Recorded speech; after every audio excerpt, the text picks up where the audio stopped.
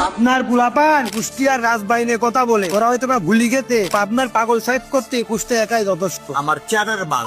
কি অবস্থা ভাবিস সাবাল ভাইস্তি, পুরা দুনিয়া ওইদিকে যুদ্ধ লাগি উলট পালট হয়ে গেল, আর তুমি এখনো পাবনার প্রকৃতি লাগিয়ে আসাও।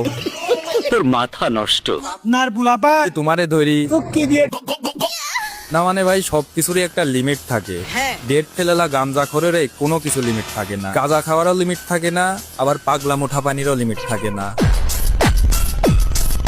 আমরা তো আমি দয়া করি বুকের থেকে তিনটেন করে হার খুলি বিড়িটা ধুলা রাখবো নে। তোরে মতন গাঞ্জাখোর পাগলের জন্য আমরা এত সুন্দর করে একটা পাগলা গারদ বানা থুইছি, তোরে কি ইনভাইট করে আনা লাগবি? আসতে পারিস নি? ঠিক আছে। আপনার গুলাপান কুষ্টিয়ার রাজবাহিনীর কথা বলে বলেন কি? আর আমারে সালপালাবার তোরে রাজবাড়িলে কবে কথা কইলি? মানে তোরা উঠতি বসতি শুতি খাতি সবসময় এই পাবনার পিছাই লাগি থাকিস। কিরে আপনার গুলাপান আপনার গুলাপান আপনার পাগল না। তোরে একদিন পাবনার সালপাল দিয়ে বাদ দিবা লাগবি। ওরা হয়তো বা ভুলি গেতে আপনার পাগল সাইড করতে কুষ্টিয়া একাই যথেষ্ট।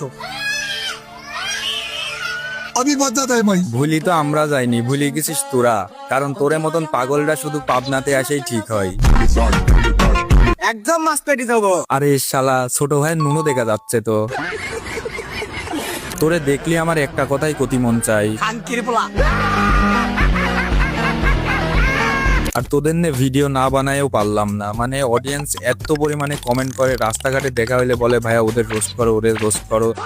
ভাই ওদের রোস্ট করবো, ওরা মানে রোস্ট করার একটা রুচি থাকে। এই গু গোবর গাঁজাখোরদের কেমনে রোস্ট করে এটা বুঝি না আমি। পেট ফেল গাদা খাওয়ার দিয়ে এক বাটি গু খাওয়া নাকি